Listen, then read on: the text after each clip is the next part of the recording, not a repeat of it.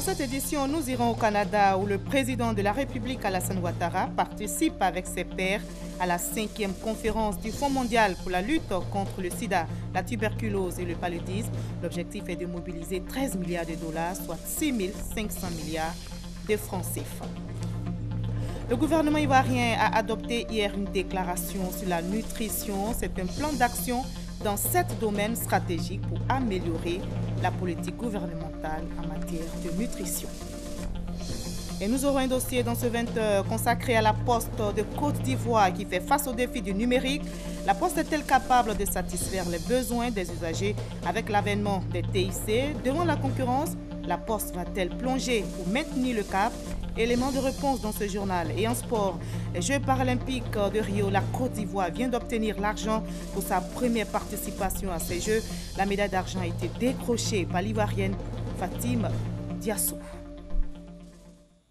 Bonsoir à tous, bienvenue dans le 20h sur RTI 1.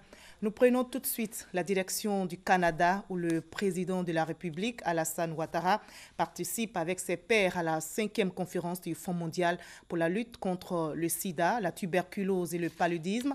Les travaux démarrés aujourd'hui s'achèvent demain. L'objectif est de mobiliser 13 milliards de dollars, soit 6 500 milliards de francs CFA pour financer les programmes de lutte contre les 3 épidémies les plus dévastatrices. Awa Touré est notre envoyé spécial au Canada.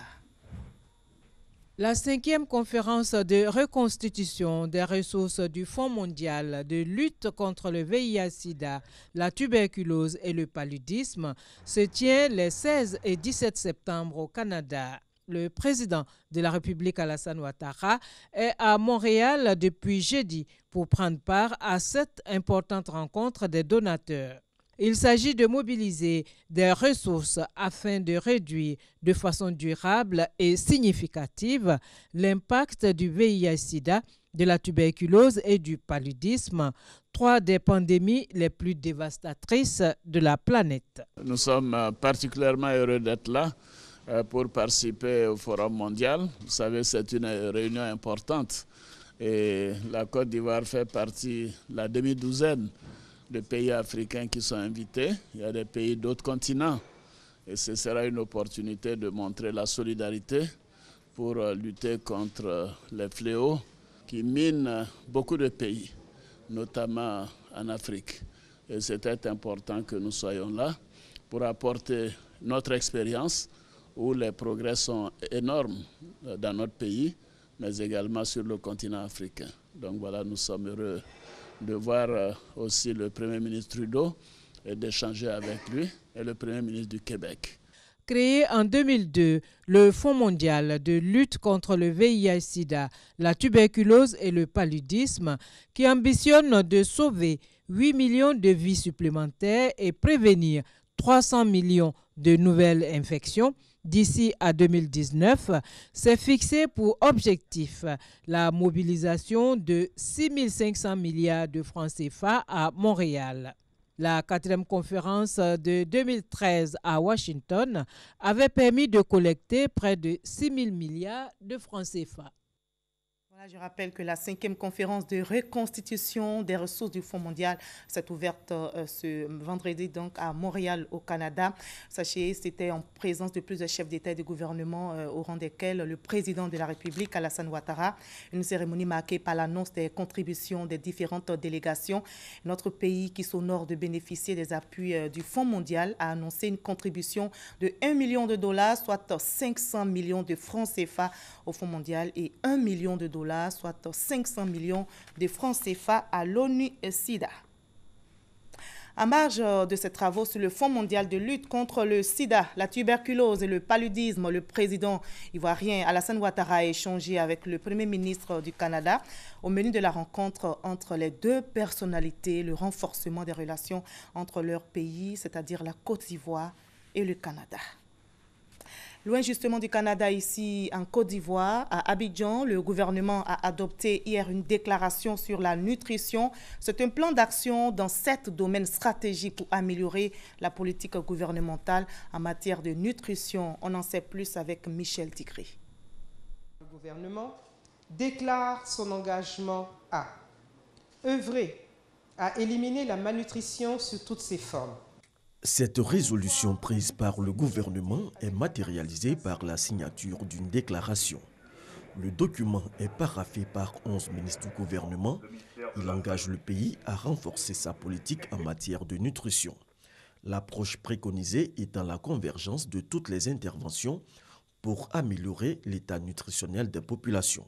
Mais tout cela a un coût et le Premier ministre ivoirien en est conscient. Nous sommes à une phase cruciale de notre processus, c'est de la mobilisation des ressources, car bien sûr, sans ressources, tous ces efforts seraient vains. Une bonne nutrition est le fondement pour un développement durable. Je voudrais donc vous inviter et inviter tous les partenaires ici présents, ainsi que le secteur privé, à soutenir les efforts du gouvernement à travers des appuis financiers, techniques et des partenariats économiques rentables pour la mise en œuvre du plan multisectoriel de nutrition PNM 2016-2020 du gouvernement ivoirien. Pour mettre en œuvre la feuille de route de la lutte contre la malnutrition en Côte d'Ivoire, les organes du Conseil national pour la nutrition ont été officiellement installés. La CICABL a 40 années d'existence. C'est la société ivoirienne des câbles. Cette société a célébré aujourd'hui même ce 40e anniversaire dans les locaux de son usine située à Vridi, dans la commune de Port-Boué. La fête a eu lieu en présence du Premier ministre Daniel Kablan-Duncan. La CICABL est spécialisée dans la production de câbles BT en aluminium et cuivre et la distribution de câbles et accessoires. Nous sommes aujourd'hui le 16 septembre, c'est la journée internationale de protection de la couche d'ozone. Le thème retenu, couche d'ozone et climat, agissons tous ensemble pour les rétablir. L'humanité est appelée à se mobiliser contre les substances qui appauvrissent la couche d'ozone. Notre pays mène des actions pour impliquer les populations dans la protection de la couche d'ozone. Comment ce combat pour la survie de l'humanité est-il mené? Élément de réponse avec Éric Goré. La protection de la couche d'ozone est un véritable défi planétaire pour la préservation de la nature. Qu'appelle-t-on couche d'ozone et quelle est son importance? C'est une couche qui se situe au-dessus de nos têtes entre le 10e et 50e kilomètre. Et cette couche d'ozone constitue un bouclier entre les rayonnements ultraviolets du soleil et la surface de la Terre. La Côte d'Ivoire, qui est engagée dans la protection de la couche d'ozone, prend des mesures allant dans ce sens, afin d'éliminer totalement certaines substances dangereuses pour cette couche. De façon générale, on les appelle R12, ceux qui sont dans le milieu, R12, R11. Au niveau de l'agriculture, il y a le produit phytosanitaire qui est utilisé, le bromure de méthyle. Actuellement, on a des experts qui sont sur le terrain, sont en train de faire une enquête nationale, déjà avoir une idée des différentes catégories de ces produits qui sont vendus en Côte d'Ivoire afin de les retirer. Dans le secteur des métiers du froid, il y a des réfrigérants servant à la recharge de circuits frigorifiques qui contiennent des produits nocifs pour la couche d'ozone. Le retrait simplement déjà donne un signal fort aux techniciens, à la population qu'il y a quelque chose qui manque. Le technicien à qui vous remettez votre réfrigérateur pour aller charger parce qu'il y a une fuite, il ne retrouve pas le réfrigérant 12. Vous voulez qu'il fasse quoi? Il vous dira, patron, je n'en ai plus. Tout le monde a été préparé au remplacement, à l'interdiction, à la suppression de ces réfrigérants-là. C'est pourquoi les techniciens du froid ont été formés pour prendre des dispositions qui vont contribuer à la protection de l'environnement. Ils doivent s'adapter aux nouvelles substances qui n'agissent pas sur l'environnement. Maintenant, il y a des exigences au niveau des normes internationales qui nous demandent d'utiliser de nouveaux gaz à la place d'autres gaz que nous utilisons avant, qui étaient vraiment nocifs pour l'environnement. C'était gaz Freon 12, qui était gaz qui n'est pas bon pour le climat. Bon, ça maintenant, ça n'existe plus. Mais le gaz qui est là maintenant, 134A, 600A, 22, bon, le gaz là, c'est 504. Là, il n'y a pas de problème au niveau de tout ça. Si des techniciens du froid prennent leurs dispositions, ce n'est pas le cas chez les vendeuses de réfrigérants. Elles ne sont pas informées. Je ne sais pas qu'il y a un gaz qui n'est pas bon pour l'environnement. Les populations, quant à elles, ne sont pas au même niveau d'information. Peut-être pour les frigos, je peux dire que ça doit être les peintures. Par la peinture, il y a du chimie dedans. Bon, quand ils vont déverser dans les caniveaux, avec le ruissellement des eaux dans la dune, bon, ça va créer d'autres problèmes. Surtout les poissons, etc. qui vivent dans l'eau, ça va créer un changement. Ouais, j'ai entendu déjà parler de la dégradation de la couche d'ozone. Donc j'aimerais que l'État puisse appuyer là-dessus, sur les différents gaz que nous utilisons, afin que ces gaz puissent permettre le bon fonctionnement de l'environnement. Seule la sensibilisation permettra à tout le monde de prendre conscience pour que chacun à son niveau participe à protéger l'environnement par ses actions. Et la lutte continue toujours dans le domaine de l'environnement. La santé des populations en Afrique, selon une ONG suisse, est menacée par de l'essence sale. Le rapport publié hier révèle que des géants du négoce suisse déversent du carburant toxique sur le continent africain. Selon cette ONG, les carburants écoulés en Afrique ont une teneur en soufre près de 1000 fois plus élevée qu'en Europe, mettant ainsi gravement en péril la santé des populations exposées à des substances chimiques cancérigènes. Et voici plutôt une nouvelle qui devrait nous réjouir. La Côte d'Ivoire, notre pays, a des atouts à vendre dans le domaine de l'élevage, des atouts que le ministre ivoirien des Ressources animales et halieutiques présente en ce moment même aux éleveurs et autres professionnels du secteur de l'élevage à Rennes en France. Hugues Veblé est notre envoyé spécial.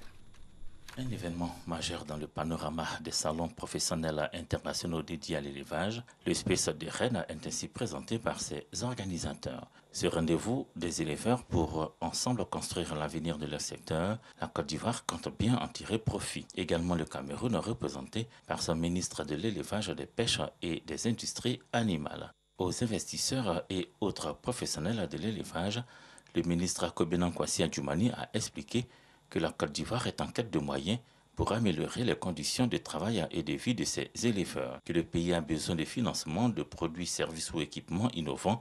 Le ministre des Ressources animales et halieutiques leur a aussi expliqué que tous ceux qui désirent aider au développement de l'élevage sont les bienvenus. Message transmis au fil africain organisé dans le cadre du SPES 2016. Nous avons une population de plus de 25 millions d'habitants. Et nous avons besoin de nourrir ces populations-là par la mise en place donc d'élevage approprié. Nous importons plus de 60% de ce que nous consommons. Donc il y a un déficit de plus en plus. Nous avons décidé de repeupler nos stations d'élevage avec bien sûr des croisements que nous faisons. L'objectif en venant à ce salon, c'est de pouvoir parfaire cela pour permettre donc à nos élevages d'être compétitifs. Ambassadeur de la Côte d'Ivoire au SPES 2016, le ministre des Ressources animales et halieutiques était aussi celui du Salon de l'agriculture et de l'élevage d'Abidjan, le Sahara, qui sera heureux de recevoir en 2017 les éleveurs français et leurs beaux spécimens. Il a d'ailleurs pu les apprécier au cours des concours organisés pour célébrer les meilleurs parmi eux. La 30e édition du Salon international de l'élevage a réuni pendant 4 jours, jusqu'à ce vendredi donc, plus de 1440 exposants de 42 pays. Ici à Abidjan, des militaires et gendarmes ivoiriens sont à l'école au camp des forces françaises à Port-Boué. Ils suivent une formation sur les techniques d'intervention opérationnelle rapprochées. Au nombre de 33 au départ, 16 ont pu parachever la formation. Une formation qui s'inscrit dans le cadre de la coopération militaire ivoiro-française. Abou Sanogo pour le reportage.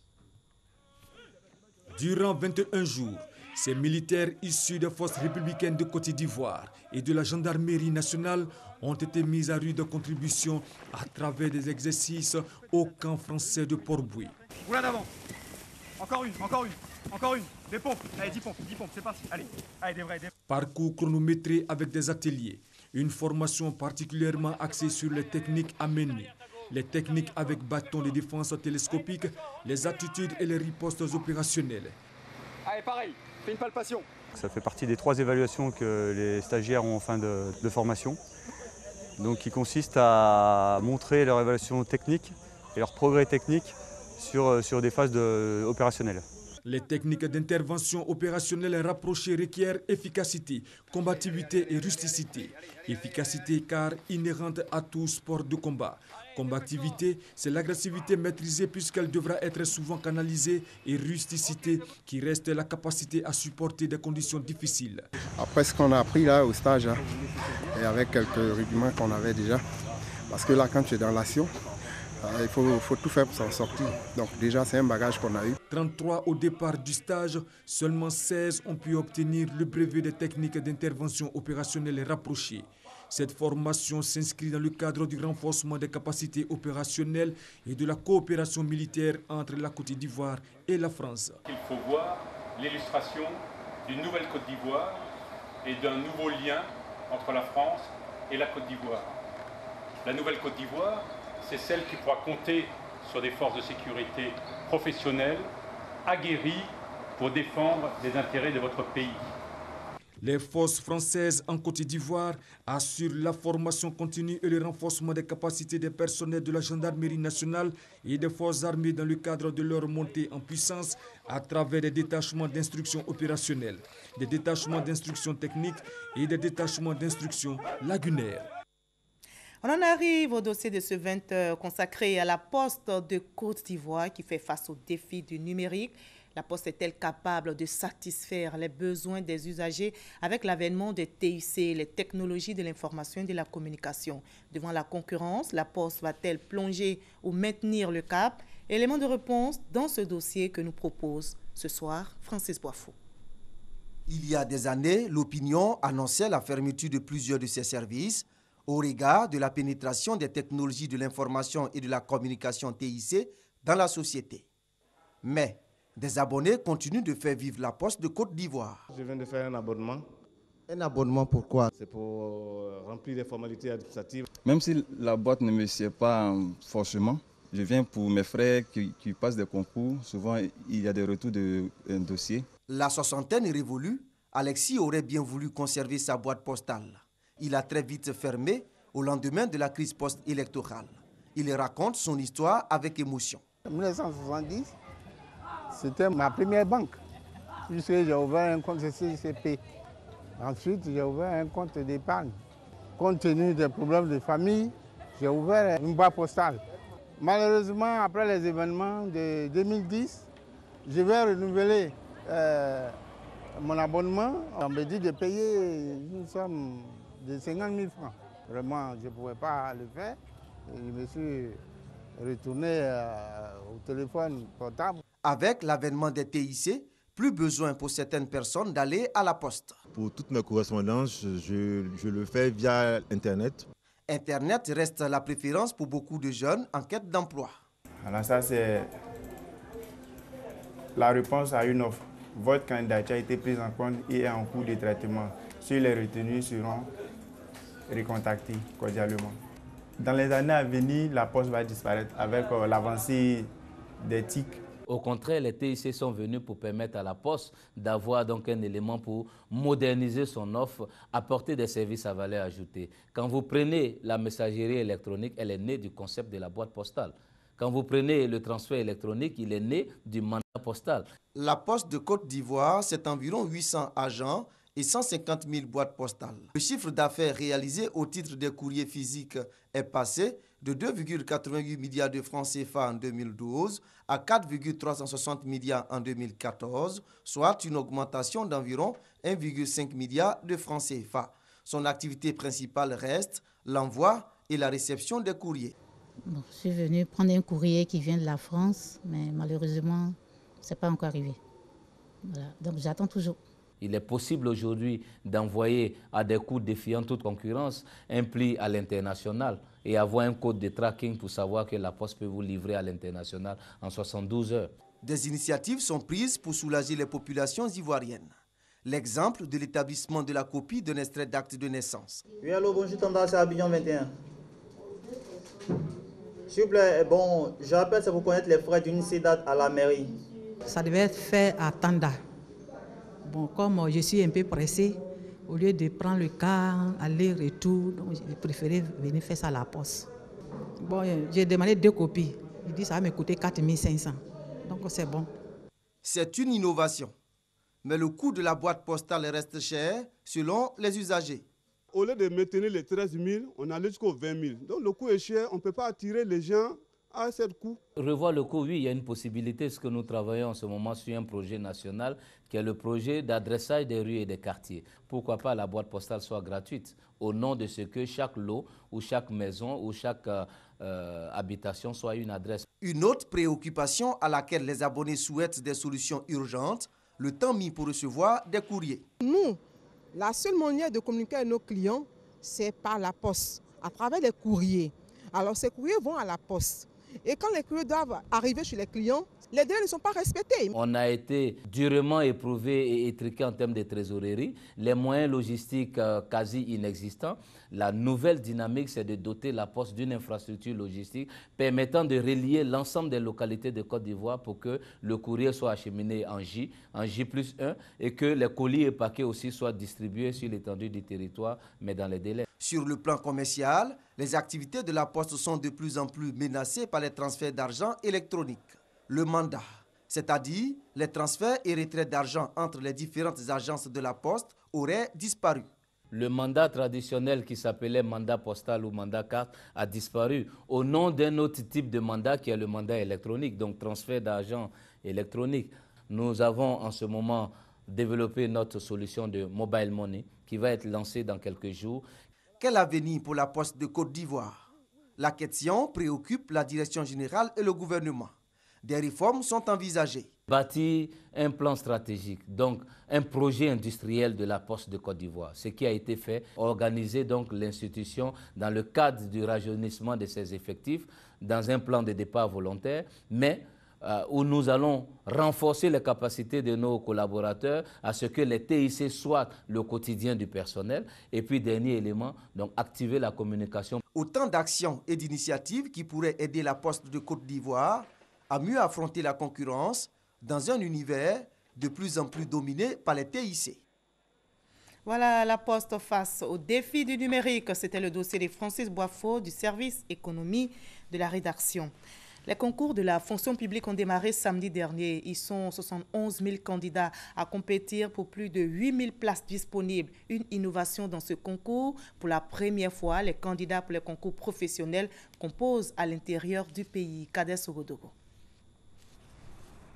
La session 2016 des concours administratifs en Côte d'Ivoire est effective.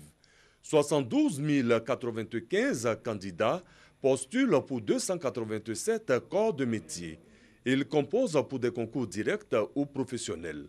Cette année, comme promis, le ministère de la fonction publique et de la modernisation de l'administration a procédé à la déconcentration du concours. 6 villes de l'intérieur du pays, Bouaké, Yamoussoukro, Korogo, Man, Abengourou et Daloa, ont abrité les épreuves. La déconcentration tant souhaitée est effective, comme vous le constatez. Ce matin, je suis venu au nom du ministre Abina Kwaku, ministre de la fonction publique et de la modernisation de l'administration, pour procéder au lancement officiel des concours à l'intérieur du pays. Une déconcentration appréciée par les candidats. La délocalisation est une très bonne chose. C'est d'ailleurs ce qui nous permet d'être présents. La décentralisation nous donne beaucoup plus de chances de réussir parce que nous composons dans de meilleures conditions. Abidjan, c'est difficile. Ça met plus de pression, plus de stress, alors qu'à l'intérieur, c'est un peu plus relax. Et puis, ça réduit aussi le coût du déplacement. Les résultats des concours administratifs en session 2016 sont prévus pour le 28 octobre.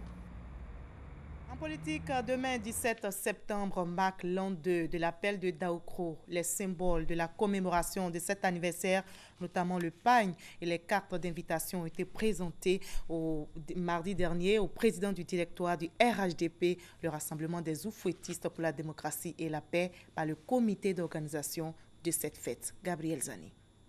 Pour soutenir ta candidature à l'élection présidentielle prochaine. Le 17 septembre 2014, Henri Konan Bédié prononce un discours dont le but est de soutenir au premier tour de la présidentielle de 2015 Alassane Ouattara, l'actuel chef de l'État, alors candidat à cette élection. Ce discours prononcé à Daoukro, sur la terre natale du président du PDCI, est entré dans l'histoire du rassemblement des oufouettistes. Baptisé l'appel de Daoukro, il aura 2 ans le 17 septembre prochain. Les oufouettistes vont célébrer cet anniversaire. Les pagnes et les cartes d'invitation pour les festivités ont été présentées à Amadou Soumaoro, le président du directoire du RADP, par le comité d'organisation. Il y a 2 ans, il a lancé cet appel. La suite, vous la connaissez. Il est bon que la Côte d'Ivoire se souvienne. L'appel de Daoukro sonnera donc à jamais la mobilisation au sein des oufouettistes. Soutenir le chef de l'État dans toutes ses actions est devenu le credo du groupement politique. Nous profiterons de cette commémoration, de ce 2e anniversaire, de Daoukro, de lancer un autre appel. L'appel de la mobilisation. Afin que les Ivoiriens, comme un seul homme, votent massivement ce texte qui va rassembler les Ivoiriens, ce texte sur lequel nous allons nous appuyer pour projeter notre pays dans l'émergence. L'appel de Daoukro fut la clé du succès du RADP en 2015. Sa commémoration, selon Amadou Soumaoro, ne fera que renforcer les liens pour la migration vers le parti unifié. Les fidèles chrétiens en pèlerinage à Lourdes en France visitent souvent les endroits où a marché et habité Bernadette Soubirous.